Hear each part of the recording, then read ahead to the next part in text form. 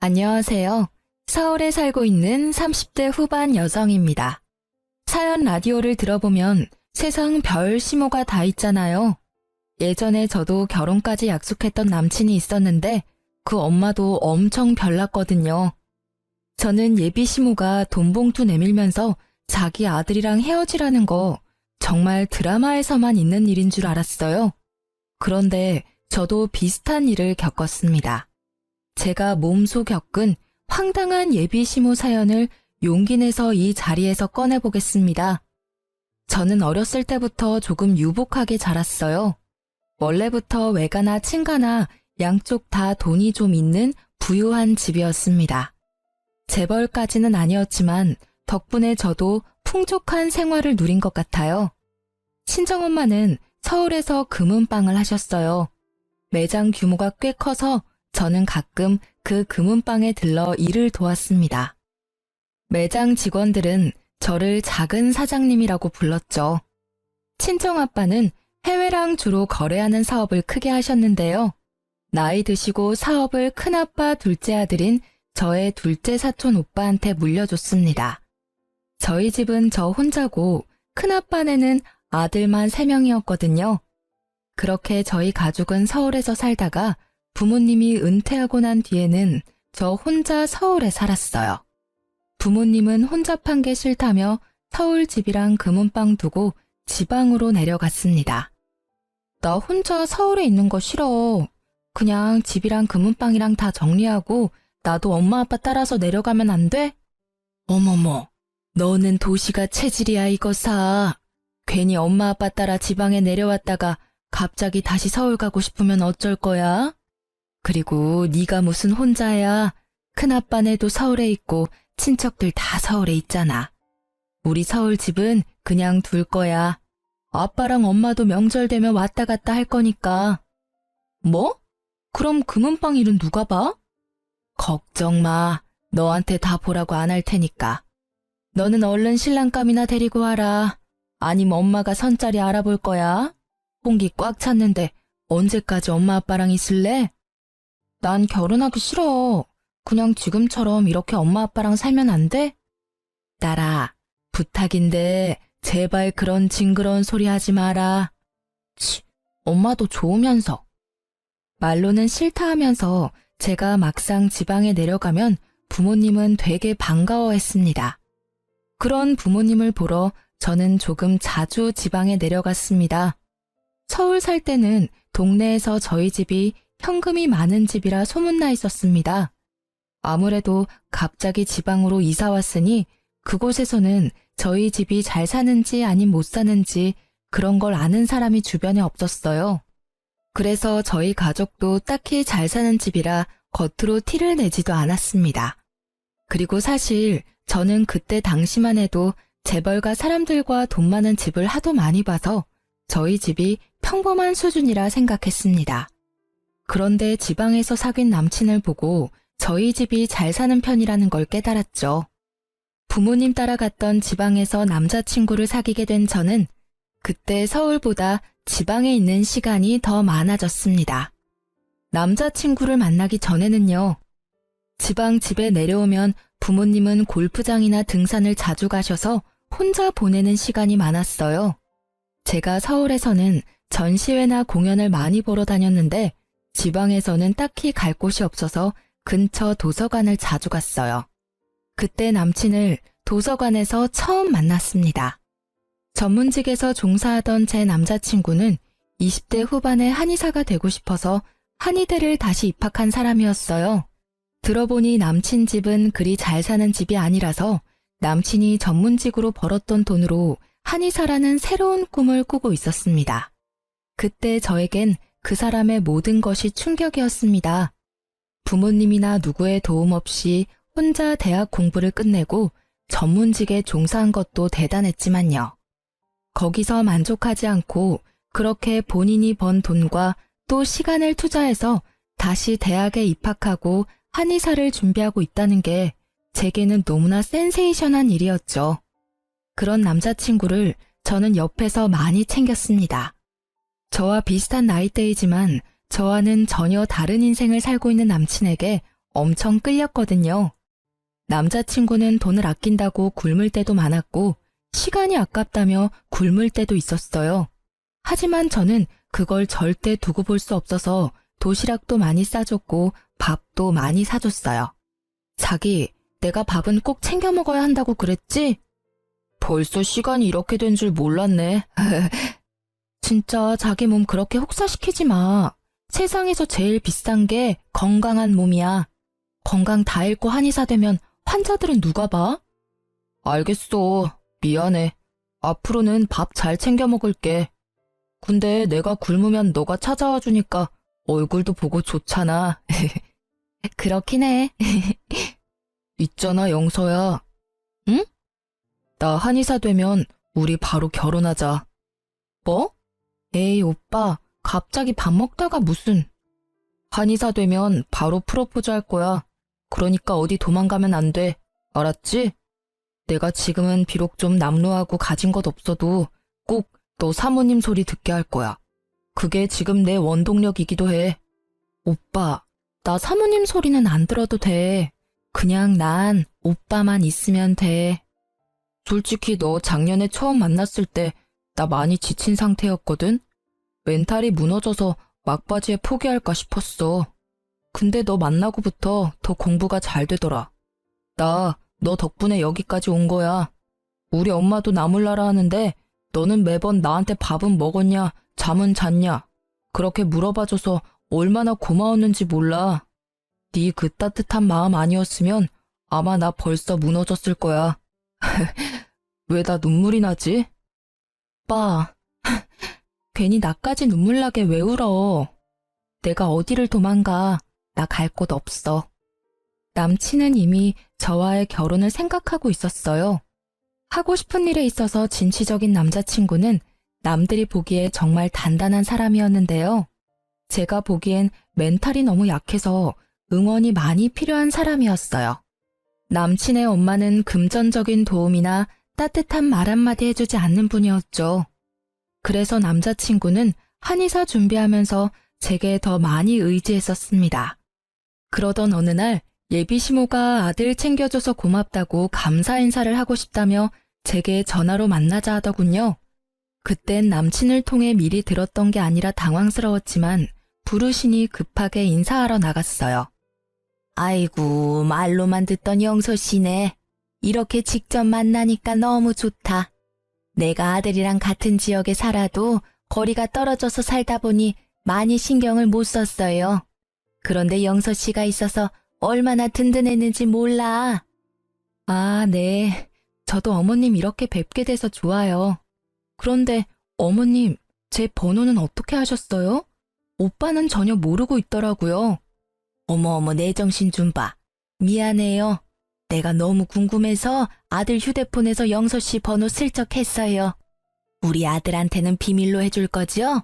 못난 나 대신 그동안 우리 아들 잘 챙겨줘서 너무 고맙고 미안해요. 인사하고 싶은데 전화로 하는 건 좀 그렇잖아요. 그래서 다짜고짜 만나자고 했네요. 불편했다면 미안해요. 아, 그러셨어요. 미리 인사드렸어야 하는데 저희가 죄송하죠. 이해해줘서 고맙네요. 근데 영서 씨는 이 동네 사는 거예요? 아, 저는 서울에서 일하고 있는데 부모님이 이 동네 사셔서 왔다 갔다 하고 있어요. 그럼 부모님이 뭐 하시는 분들일까나? 어머, 이런 거 물으면 좀 주책인가? 아, 부모님 은퇴하시고 쉬고 계셔요. 아니, 벌써 은퇴를 했다고? 요즘 인생 긴데 생각보다 빨리 은퇴하셨네? 네. 그럼 영서 씨는 뭐 하는지 물어봐도 될까? 내가 아들이 누구 만난다는 소리는 들었는데 아들이 통 아무런 정보는 안 줘서 아무것도 모르는 상태거든. 얼마나 궁금했는지 몰라. 저는 금은방에서. 금은방을 한다고? 어머머. 아니요, 어머님. 저는 금은방에서 일하고 있어요. 아, 그래요? 그렇구나. 금은방을 하긴 너무 젊다. 뭐 근데 자주 지방에 왔다 갔다 하는 거 보니까 정직원은 아닌가 봐요? 네, 뭐 그렇습니다. 큰 매장이라 직원들도 많고 제가 매일 일하지는 않아요. 그렇단 말이지. 그래요, 뭐, 여자친구 직업이 뭐가 중요한가. 내 아들 얼마나 사랑하는지가 중요하지. 아무튼 고마워요. 대화가 조금 불편하기는 했지만 생각보다 예비 시모는 제게 친절하게 대해줬어요. 그런데 예비 신랑이 한의사가 되고부터 친절했던 예비 시모는 180도 돌변하더군요. 여보세요? 나예요. 내 번호 저장 안 했어요? 아, 네, 어머님 안녕하셨어요. 좀 만나죠. 내가 기니 할 말도 있고. 모레 점심 가능해요? 네, 어머님, 모레 가능합니다. 그럼 주소 보내놓을 테니까 늦지 말고 11시까지 와요. 네, 알겠습니다. 아참, 그리고 내 아들한테는 여전히 비밀로 하는 거 알죠? 네? 굳이 이러쿵 저러쿵 다 말하지 마요. 그렇게 안 해도 내가 나중에 영서 씨 만났다고 얘기할 테니까. 아, 네, 알겠습니다. 엄청 더운 여름이었는데 밥을 같이 먹자고 부른 예비 시모는 저를 칼국수 집에 데리고 갔어요. 맛집이라 그런지 더운데도 줄이 꽤 길었어요. 하지만 줄 기다리는 내내 그리고 먹는 내내 짜증 섞인 한숨을 푹푹 쉬는 예비 시모였습니다. 줄 설 때부터 제가 뭐라 말 걸면 답이 없던 예비 시모였어요. 시끄러워서 잘 안 들리나 싶었죠. 그런데 식사를 하는 동안에도 너무 대화가 없어서 저는 이상하고 어색한 그 분위기를 애써 풀어보려 노력했어요. 어머님, 여기 칼국수 진짜 맛있네요. 오래 기다린 보람이 있는 것 같아요. 여기 오빠도 자주 오는 곳이에요? 그래. 제가 용기 내서 말을 걸어봤지만 예비 시모는 냉랭하게 답하고 칼국수를 다시 열심히 먹더라고요. 저는 되게 무안했지만 그저 날씨 때문에 예민하신 거겠지 했어요. 아니, 에어컨 제대로 켜져 있는 거 맞아요? 먹다가 사람 실려가겠네. 그러다 갑자기 예비 시모는 식당 직원들에게 있는 짜증 없는 짜증을 다 내더군요. 그 모습이 좀 의외였고 속으로는 좀 창피하기도 했습니다. 어머님, 제가 가서 선풍기 바람이라도 조금 더 올려드릴까요? 그런데 이젠 아예 제게 대답도 안 하는 예비 시모를 보고 아, 지금 일부러 내 말에 답을 안 하는 거구나 싶었어요. 왜 갑자기 제게 심통 부리는지 궁금했지만 저는 그냥 건드리지 않으려고 했습니다. 다 먹고 제가 칼국수 값을 계산하려는데 갑자기 예비 시모는 제 손을 툭 치더라고요. 됐다. 어머님, 제가 계산할게요. 이 짧은 한마디를 하며 계산하는 예비 시모를 저는 벙쪄서 지켜봤습니다. 제대로 된 직업도 없는 네가 돈이 어딨어? 내가 계산할 테니 그냥 잠자코 있어라. 그건 예비 며느리 맛있는 점심 사줘야지 뭐 이런 느낌이 아니라요. 선심 써서 불쌍한 애 밥 한 끼 사두는 듯한 말투와 아주 불쾌한 터치였습니다. 그리고 뒤이은 말에 저는 엄청 기분이 나빴어요. 내가 예비 며느리 잘 만났으면 여기서 칼국수가 뭐야? 한우 얻어먹었겠지. 아이고 내 팔자야. 한우는커녕 내가 밥까지 사야 한다니. 하며 예비 시모가 계산하면서 사람들 다 듣는 데서 투덜거리더군요. 어머님, 저 그 정도 돈 있어요. 흐이그 꼴에 자존심 부리기는. 네? 어머님 하실 말씀 있대서 왔는데 아무런 말도 안 하시고 계속 짜증만 내시니 저로서는 이해가 정말 안 되거든요. 뭐? 이해가 안 가냐? 때론 침묵이 답이다. 내 행동들이 다 말해주고 있는데 눈치가 정말 더럽게 없구나. 저는 순간 너무 어이가 없어서 그 자리에서 더 따지고 싶었습니다. 하지만 제가 사랑하는 사람 엄마고 또 한참 어른이라 참았습니다. 대신 예비 신랑에게 바로 물었어요. 자기야, 솔직히 말해봐. 혹시 어머님이 나 마음에 안 들어 하셔? 뭐? 엄마가 자기한테 벌써 말한 거야? 아, 그렇게 내가 말하지 말랬는데, 아이씨. 예비 신랑은 제 입에서 어머님 얘기가 나오자 갑자기 당황해서 아주 펄쩍 뛰더라고요. 제가 모르는 뭔가가 있긴 있구나 싶었어요. 어? 기어코 엄마가 너한테 말한 거야? 아, 내가 그렇게 너 상처 주지 말라고 말했는데. 영소야, 난 선볼 생각 없어. 에? 무슨 말이야 그게? 내가 왜 상처받아? 그리고 선이라니? 엄마한테 다 들은 거 아니야? 어머님 만나기는 했지. 좀 보자고 밥 사주신다 해서 나갔더니 나 앞에 두고 투명인간 취급하시더라. 계산할 때 돼서 퉁명스럽게 하는 말이 제대로 된 직업도 없는 내가 돈이 어딨니? 돈도 없는데 계산 본인이 하신다고. 미안해 용서야. 내가 뭐라 할 말이 없다.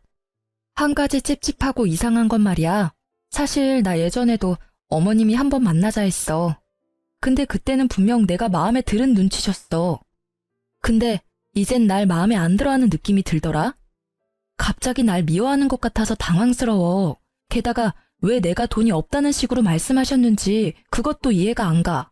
오빠한테 한 번도 내가 돈 얘기한 적 없잖아. 엄마가 아무래도 그냥 추측하셨을 거야. 난 네가 돈이 있건 없건 상관없어. 정말이야. 난 너만 있으면 돼, 용서야. 그런데 엄마는 우리 결혼 반대하셔. 며칠 전에 갑자기 나보고 선을 보라면서 맞선 리스트를 한가득 뽑아왔더라고. 그래서 엄마랑 한바탕 했는데 그 불똥이 너한테 튈 줄 몰랐어. 뭐? 맞선? 그럼 어머님이 애초에 날 아예 인정 안 하신다는 얘기잖아. 그게 무슨 상관이야. 내가 널 인정하고 내가 널 원하는데. 아니 오빠, 난 누가 반대하는 결혼 같은 거 절대 안 하고 싶어. 내가 아무리 오빠 좋아한데도 싫어. 그래서 어머님이 나 불러서 그렇게 모질게 구신 거구나. 근데 순서가 틀렸다. 아직 오빠가 나 데리고 결혼한다고 정식으로 인사드린 것도 아니잖아. 솔직히 나 기분 엄청 안 좋아. 처음 저희 둘 만나는 걸 알 때는 우호적이던 예비시모가 예비신랑이 한의사가 되자마자 태도를 돌변했기에 저는 더더욱 마음이 상했습니다. 예비신랑은 자기가 대신 미안하다며 엄청 사과하며 저를 붙잡더군요. 나랑 헤어지기라도 하겠다는 거야? 집안에서 허락 안 해주면 그럴 수밖에 없지. 제발 용서야. 난 너 없으면 못 살아. 내가 우리 엄마 마음 다시 돌려놓을게. 어? 오빠가 어머님 마음 돌려놓은다 해도 이미 미운털 박힌 거 어떻게 잘 지내겠어. 난 못해. 그리고 나도 나 미워하는 사람한테 억지로 웃으면서 잘하는 거 못해. 넌 아무것도 하지 마. 걱정도 하지 말고 노력도 하지 마. 내가 다 할게. 진짜 나 한 번만 믿어줘. 그리고 엄마가 앞으로 따로 너 불러내고 하는 일 없도록 할게. 그러니까 헤어지자는 말은 하지 말아줘. 내가 한의사가 된 이유가 뭔데? 물론 처음에는 그게 내 꿈이었어. 근데 이젠 네가 내 꿈이야. 너랑 잘 살기 위해서 한의사가 된 거라고. 저는 결혼을 하기도 전에 시집살이 하려는 예비시모를 보고 도망가려 했지만 예비신랑이 너무 붙잡아서 일단은 상황을 지켜보기로 했습니다. 그때까지는 저도 오빠를 사랑하는 마음이 더 커서 당장 헤어지기도 힘들었죠. 그리고 저는 그때까지도 굳이 예비신랑에게 저희 집안에 대해서 밝히지 않았습니다. 슬슬 금은방과 친정 재산에 대해 말할까 했는데 예비시모가 반대한다는 걸 알아버렸으니까요. 혹시라도 저희 집안이 좀 잘 산다는 이유로 결혼을 허락받는 건 정말 싫었거든요. 그렇게 엄마 일은 스스로 해결하겠다던 예비신랑은 그 후에도 별다른 말은 없었습니다. 한의사가 되고 이제 근무할 한의원을 본격적으로 찾느라 좀 바빴거든요. 예비신랑은 아무런 지원 없이 자기 돈으로 공부를 했기 때문에 수중에 큰 돈이 없었어요. 그래서 서울은커녕 지방에도 한의원 개원할 돈이 없었습니다. 그는 우선 지방보다 페이를 높게 주는 서울에서 근무를 하기로 했죠. 그런데 예비신랑은 면접 보러 서울에 오가면서 저와 연락이 잘 안 되더군요. 면접을 온종일 보는 건 아니잖아요. 크게 티는 안 냈지만 좀 섭섭하더라고요. 오빠? 어제 면접 보러 오는 날 아니었어? 저녁이라도 같이 먹으려고 했는데 계속 전화가 꺼져 있어서 마냥 기다렸네. 미안해. 내가 너무 정신이 없었거든. 어제 면접 끝나고 핸드폰 전원도 안 켜고 그냥 바로 집으로 내려와서 지금까지 잤어. 그래? 모처럼 서울에 왔는데 좀 이따 가지. 면접은 잘 봤어? 그게 연락을 준다는데 잘 모르겠어. 금방 좋은 곳 찾을 거야. 너무 걱정하지 마. 그리고 나 금요일에 내려가려고 하는데 오빠 그때 시간 괜찮아? 금요일? 내려와도 못 볼 것 같은데. 나 금요일에 또 두 군데 면접 보기로 했어. 그래? 어느 동네? 아니, 어느 한의원인데 내가 일 끝나면 오빠 데리러 갈게. 영소야, 그게 나 면접 날은 좀 혼자 있고 싶어. 머릿속도 복잡하고 예민한 상태라 이해하지? 무슨 말인지 알겠어. 그래도 연락 안 되면 걱정되니까 면접 보고 문자라도 꼭 남겨줘. 그래, 고마워. 저는 아무리 지방에 부모님 계신다 해도 남친을 보러 지방에 내려가는 날이 더 많았어요. 그런데 예비 신랑은 서울 올 때마다 통 저에게 연락을 하지 않으니 서운했습니다. 하지만 지금이 한창 바쁘고 예민할 때겠지 생각하고 이해해보려 했습니다. 그런데 아주 뜻밖의 장소에서 예비 신랑을 마주치고 말았습니다. 바로 맞선의 장인 호텔 카페에서요. 사실 저희 큰아빠가 서울에서 호텔을 몇 개 운영하고 계세요. 그중 가장 큰 호텔에서 사촌오빠랑 식사를 하고 커피를 마시러 내려왔는데 글쎄 면접 본다던 예비 신랑이 낯선 여자랑 떡하니 앉아있더군요. 오빠, 영소야, 네가 여기 웬일이야? 제가 모습을 드러내기 전까지는 하하호호하며 서로 미소를 짓고 있더니 제가 다가가 인사를 하니 글쎄 뭐라고 하는지 아세요? 커피 마시러 왔지. 근데 넌 그냥 커피 마시러 온 건 아니구나. 도대체 어떤 한의원이 면접을 호텔 카페에서 보는데? 아시는 분이에요? 그게 이쪽은 제 친한 동생이에요. 뭐? 친한 동생? 아, 그러시구나. 안녕하세요. 아니요. 저 그냥 친한 동생 아니고 이 남자랑 결혼할 사이예요. 그쪽은 누구세요? 네? 저는 이분이랑 성보러 나온 건데요.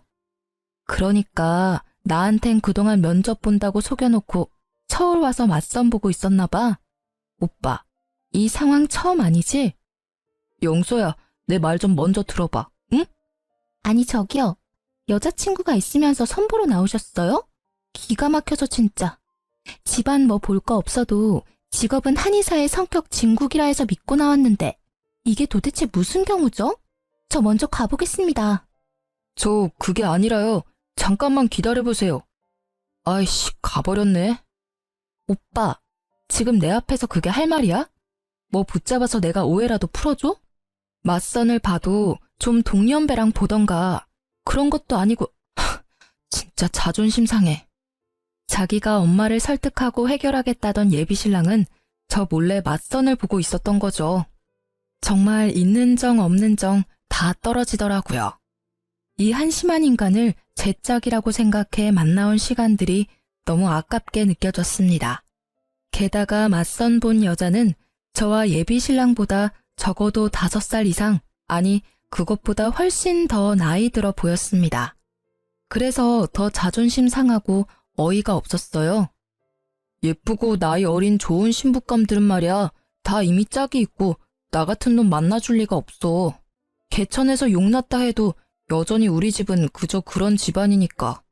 그래서 나이 좀 있다 해도 직업 괜찮은 골드미스 위주로 만나보고 있어. 야, 뭐 어쩌라고. 구구절절 말하지 마. 나랑 헤어지고 맞선을 보던가. 이거 경우가 없어도 너무 없는 거 아니야? 영서야, 나 너랑 헤어질 생각 없어. 아직은. 뭐? 아직은? 너 진짜 미쳤구나. 아무리 생각해도 난 넌데 현실은 그게 아니니까. 서로 비슷한 사람들끼리 만나면 미래에 뭐가 더 있겠어. 좀 나은 사람들끼리 만나야 더 나은 삶을 사는 거지. 아직까지 나 잘된 사람이 없어서 그런 사람 나타나면 너랑 조용히 헤어져 주려 했어. 이렇게 안 좋은 꼴 보일 줄은 몰랐다. 미안해. 꼴값을 떨고 있다. 너 무슨 드라마 찍어? 무슨 되도 않는 소리를 눈물까지 짜내면서 말해?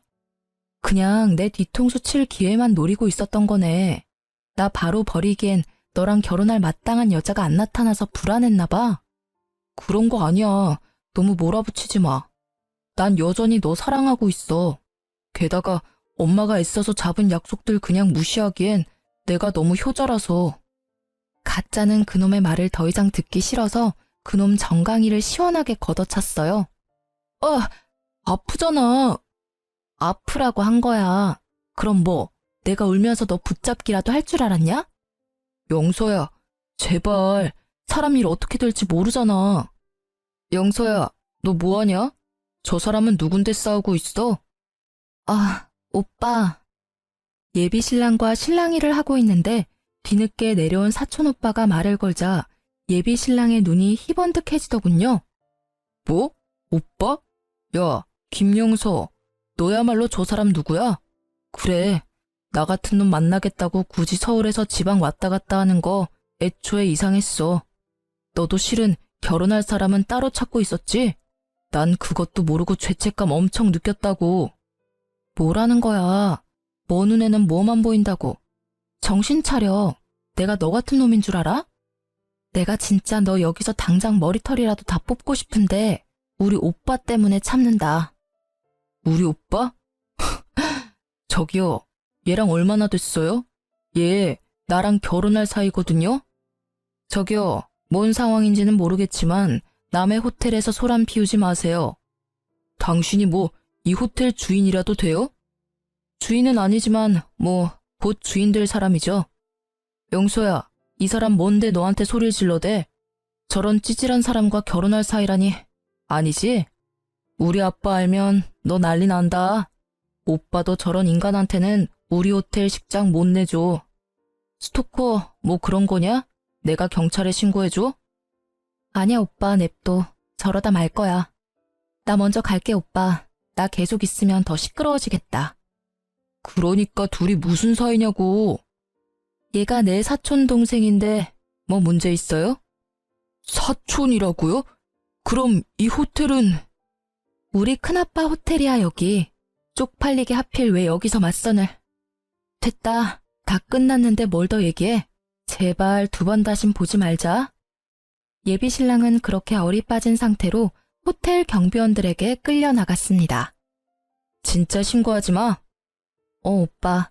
더 귀찮게 굴면 내가 신고할게. 그리고 내가 얼마 전까지 만나던 사람 맞아. 어휴, 잘 정리해라. 어쩌다 그런 놈을. 그러게. 저는 사촌 오빠 앞에서 너무 창피했어요. 한편으로는 큰아빠한테 이 모습을 안 들켜서 다행이라 생각했고요. 아니 그런데 그놈은 쫓겨나서 그대로 간 줄 알았는데 낯짝도 두껍게 호텔 앞을 서성이며 저를 붙잡으려 하더군요. 영서야, 그러니까 여기가 큰아빠 호텔이라는 거지? 검색해보니까 여기 호텔 말고도 여러 군데 있던데 그게 전부 다 너희 큰아버지 호텔이야? 네가 뭔 상관인데요? 그럼 나 더 이상 맞선 안 봐도 돼. 너희 집이 아니더라도 너희 큰 집이라도 잘 살면 우리 엄마 분명 오케이 하실 거야. 아, 어디서 개가 짖나. 너 보던 맞선 계속 봐. 다 알게 된 이상 내가 왜 널 만나주겠어. 용서야, 나 정도면 괜찮지. 나 이제 한의사야.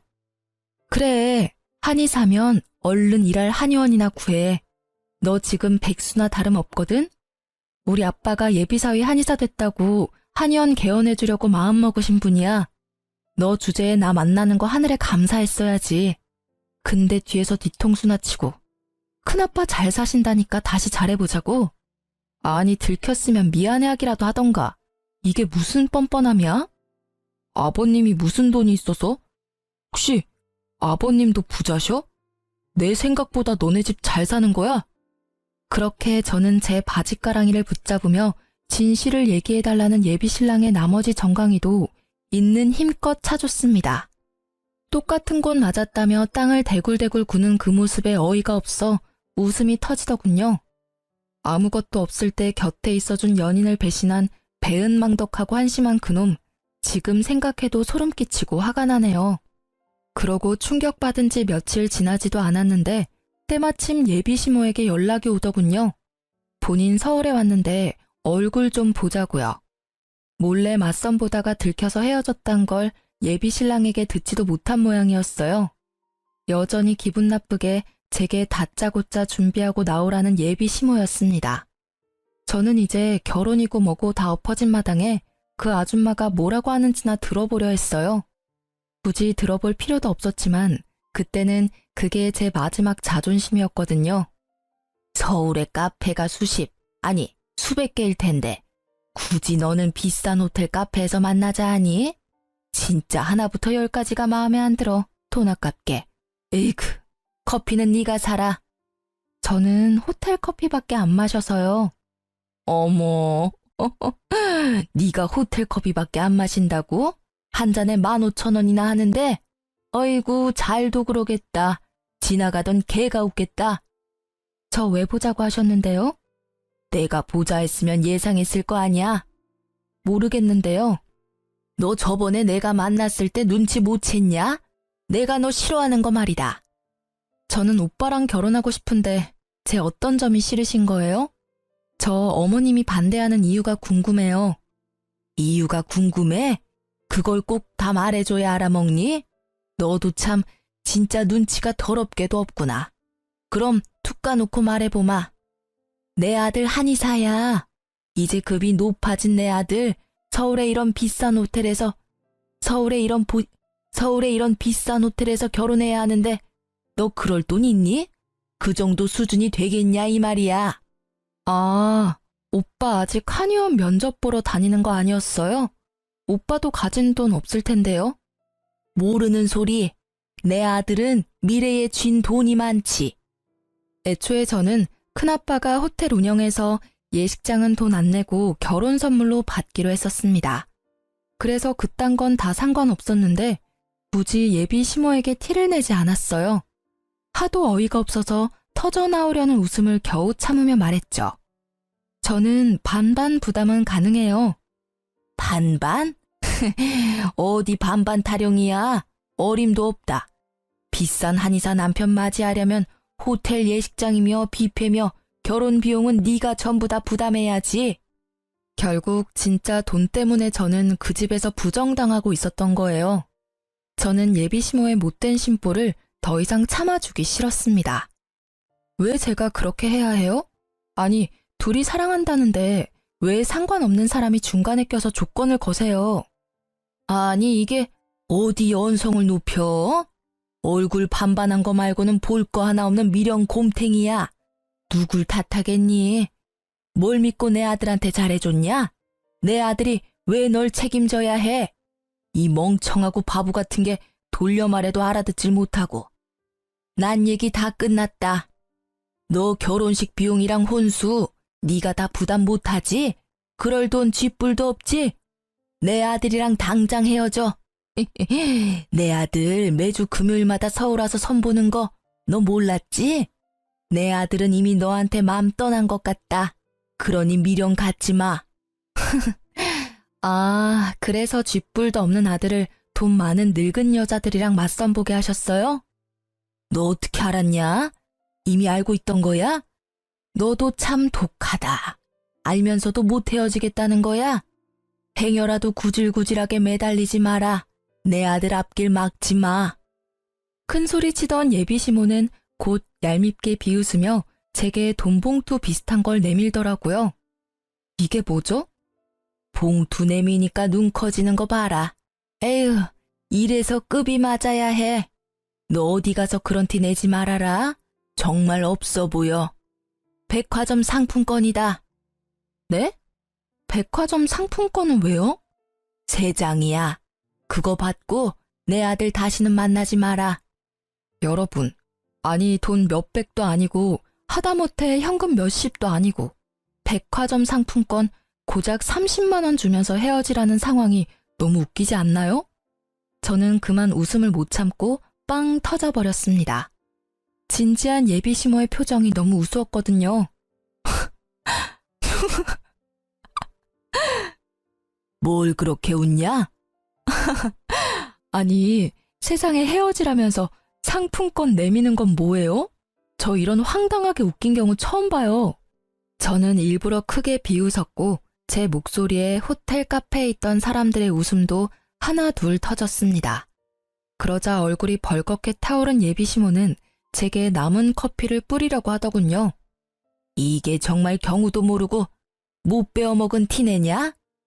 저는 그런 예비 시모 팔목을 잡고 세탁 비용 감당할 수 있냐고 물었어요. 어머님, 돈 있어요? 지금 내민 30만 원 상품권으로는 지금 제가 입고 있는 옷들 그리고 가방 절대 못 사요. 돈 있으면 뿌리고 없으면 그냥 계시죠?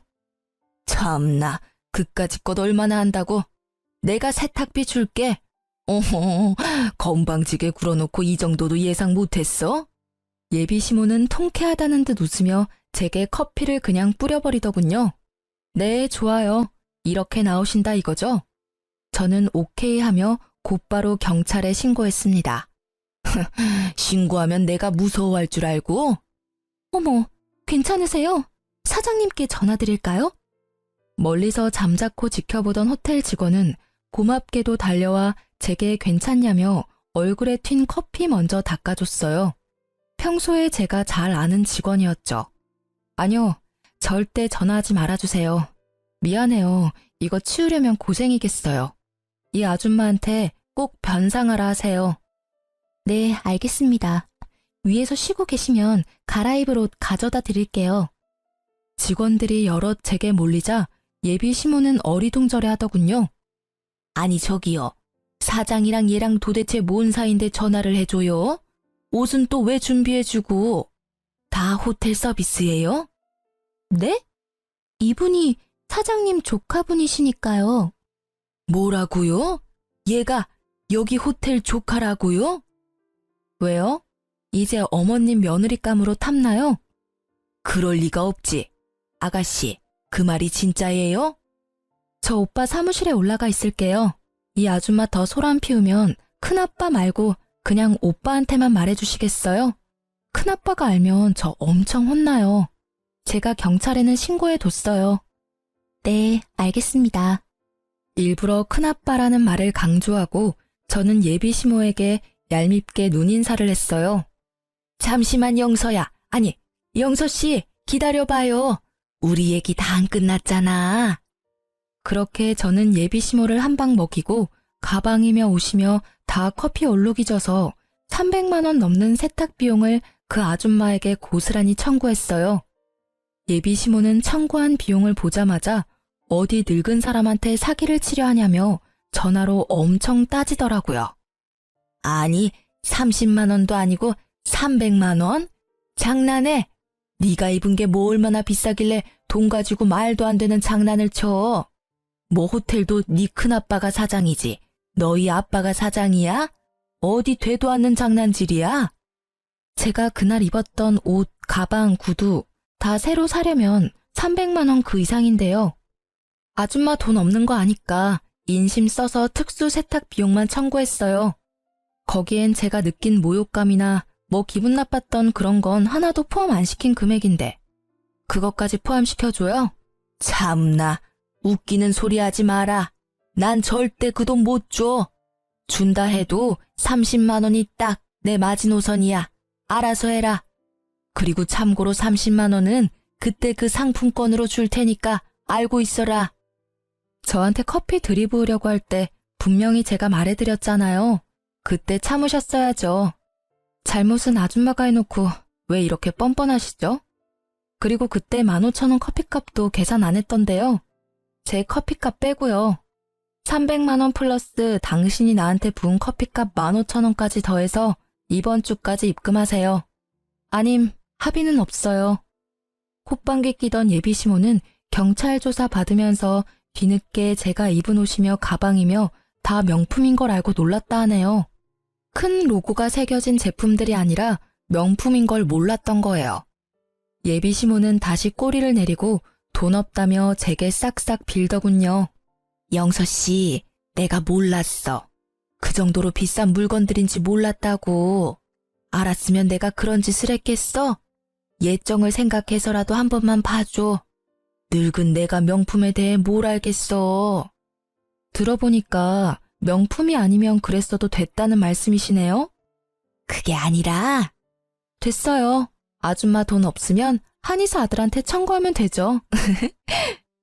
제가 맘껏 비웃으니 결국 예비 시모는 아무 말 못하고 전화를 끊더군요. 결국 세탁비는 그 아들에게 잘 받았습니다.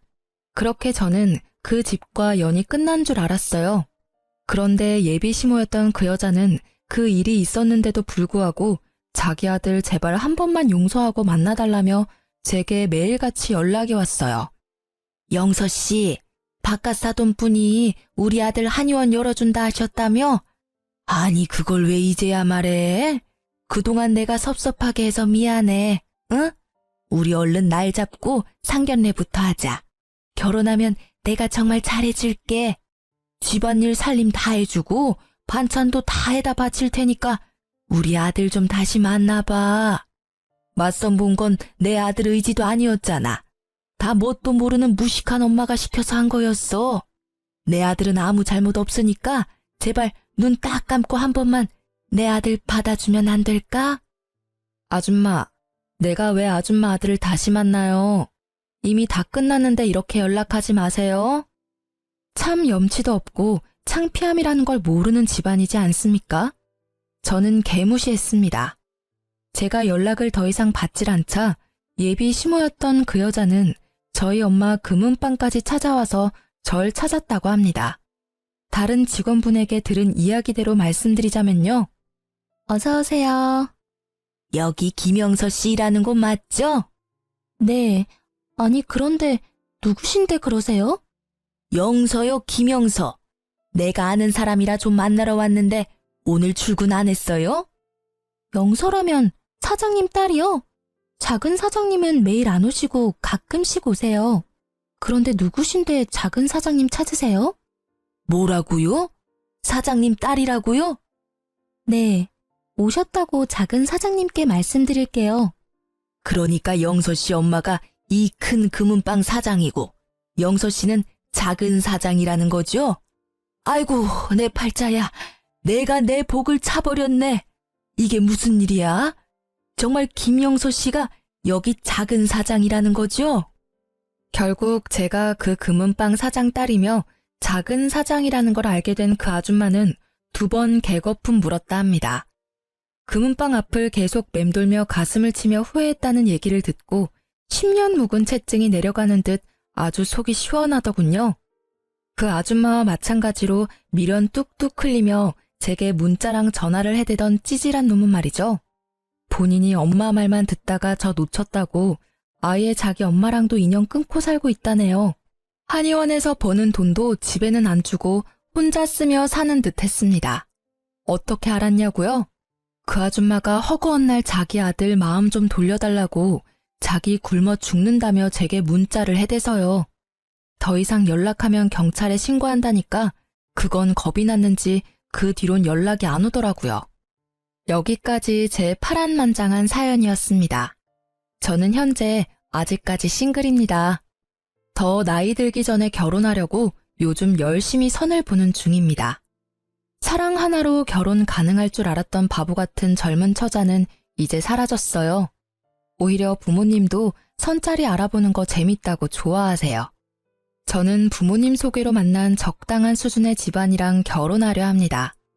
힘들 때 도와준 사람, 친구든 연인이든 쉽게 버리면 벌 받는다고 생각해요. 예비 시모 그리고 한때는 내 전부였던 예비 신랑. 그들이 받은 벌은 뭐 굴러온 복을 제 발로 찬 것이겠죠. 예비 신랑은 가만히나 있었으면 자기 이름으로 된 한의원 개원했겠죠. 예비 시모는 자기가 원하던 소고기도 실컷 먹지 않았을까 싶습니다. 여러분, 지금까지 제 긴 사연을 함께 들어주셔서 감사합니다. 저는 맞선을 보더라도 앞으로는 남자 보는 눈 키워서 좋은 남편감 찾겠습니다.